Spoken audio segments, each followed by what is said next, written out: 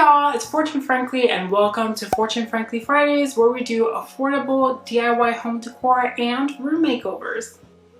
If you didn't see my bathroom makeover from last week and the week before, I'll leave it linked up here so you can watch it. In today's video, we'll be turning cleaning supplies from the Dollar Tree into home decor. This is part of a new emerging series on my channel called Turning Blank into Home Decor. This is where I take unexpected objects from different parts of the store and turn them into home decor. I'll be using these cleaning supplies in 3 different ways, one for each project, and let's get started.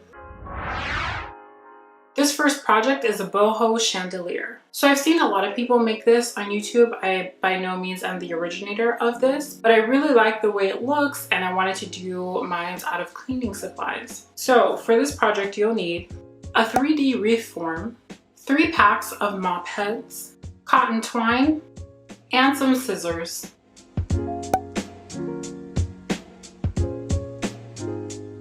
Starting with our wreath form, these are actually the 3 circle wires left over from another project that I used a wreath form for. That'll be linked in the cards at the top, and I'm using the 3 smaller circles. Now we want to remove all of the cotton threads from the mop head. I figured I'd try a couple of things. I used a screwdriver just to kind of pry it open. So the easiest way I found to do this is just to pull the strings out. First, try pulling one out, and then you can pull more out at a time. And I did this for all 3 packs of the mop heads that I opened. Now we're going to start attaching it to our wreath form. Starting with the largest circle, I'm going to make a loop, pull the legs of the thread through the loop, and loop it around the wreath form. Might sound a little confusing, but if you see what I'm doing, you'll get it. And I'm just going to do this around the entire wreath, making sure that I cover all the areas and that they're tightly packed in there. No gaps.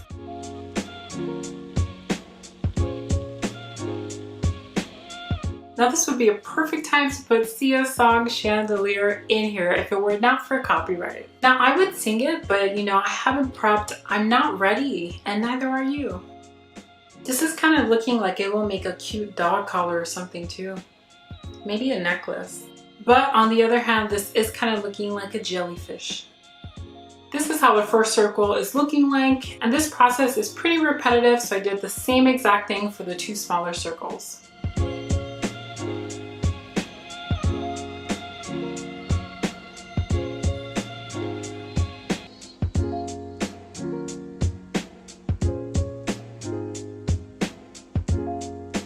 Now, using the cotton twine, we're going to attach each of the tiers to each other. Starting with the second tier in the middle, I'm going to attach it to the first tier at the top. This particular wreath came together in a 3D form, so there are actually little holes where all of them connected together before I detach them, and I'm going to put the string through that. It might be helpful to tape off the end of the string so that you can get them through the holes easily. Now this process is also pretty simple, but it might require a lot of adjusting, so just keep lifting it up and making sure that it's level before attaching the next tier. Now I was planning to keep the cotton threads intact the way they are, but in the end I decided to separate the strands out so we have a little beach wave look going on. And this is how it came out.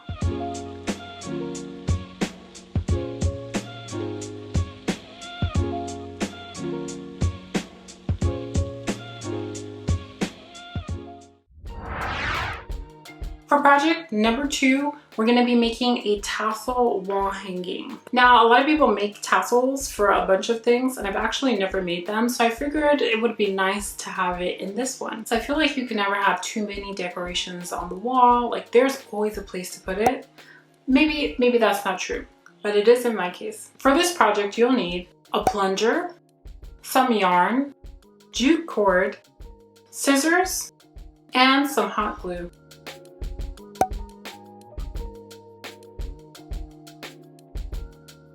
So starting with the yarn, we're going to be making our tassels. And I'm going to use this small canvas so I have something to wrap the yarn around. And I'm going to wrap the yarn around that about 35 times before cutting it loose.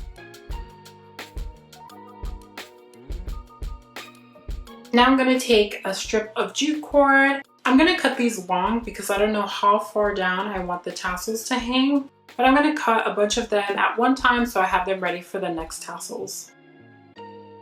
And I'm gonna thread that jute cord underneath the yarn so that we can tie a knot at the top after removing it from the canvas.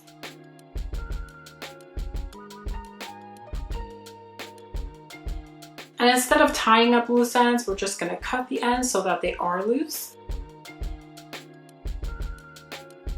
And now it looks like a very rudimentary miniature puppet.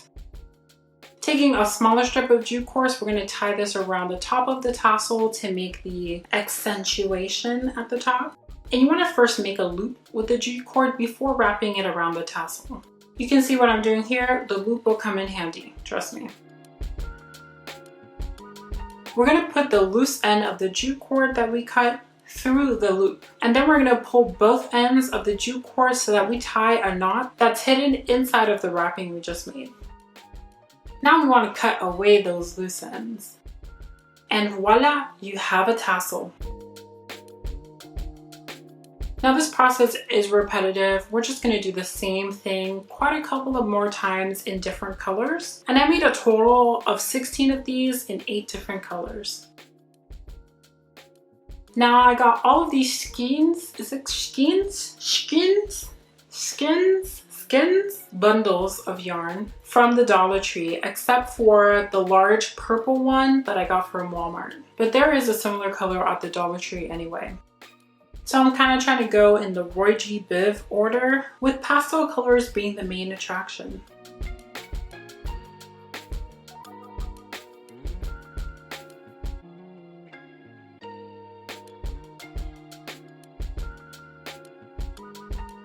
And as I said, I made these on camera and magically snapped my fingers to double it.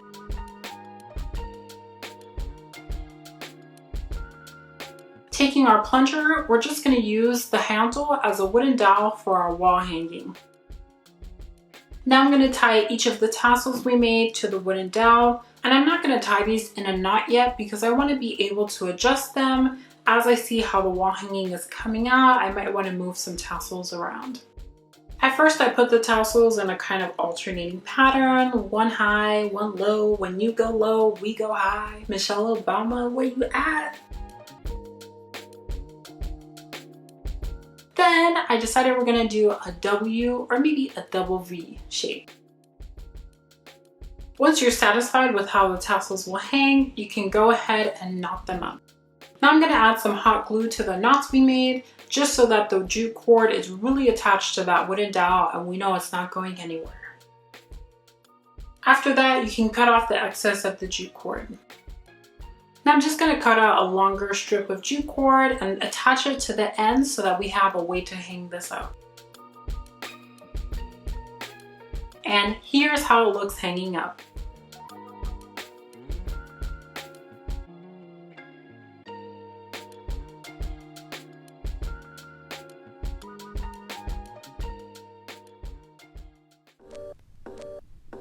For the third and final project, we're going to be creating a canvas print. Now I took inspiration from a couple of room makeovers that I've seen here on YouTube involving a certain sponge from under the sea. Not that one. And here we're going to use our cleaning supplies as a tool to make the finished product, but not the finished product itself. So for this project, you'll need a canvas, a Mr. Clean sponge, or any sponge really, some paint. I use a combination of spray paint and regular paint, and a plate to mix your paint if you are mixing colors.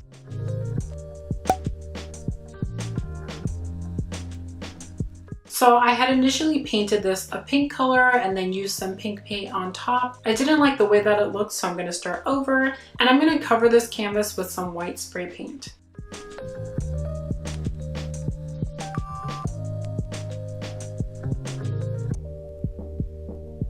After the canvas dries, I'm going to use some basic black paint to accentuate our canvas.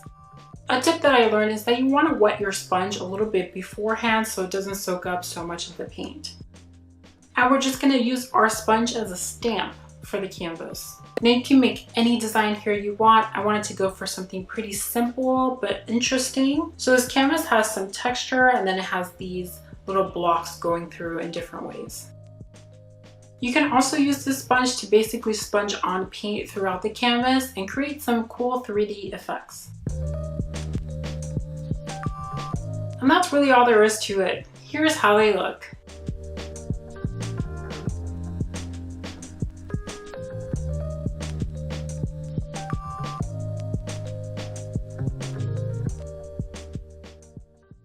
Alright, welcome back. I thought these projects came out pretty good, and I really like the challenge of using non-traditional supplies to make some nice looking home decor. I really like the chandelier. I feel like it's such a classic here on YouTube, and I've actually been wanting one in my house for a while, but let me know which one is your favorite. I'm curious to hear. If you're feeling lucky, you can go ahead and like, comment, subscribe, do all the things. And if you're not feeling lucky, I'm so sorry, but I hope to see you again in the near future. I hope everyone is staying safe out there and wearing masks, even as things start to open up. And also a reminder that Black Lives Matter. If you want to learn more about the movement, I've linked my syllabus that I created on Black Lives Matter in the description below. And as always, thanks for watching.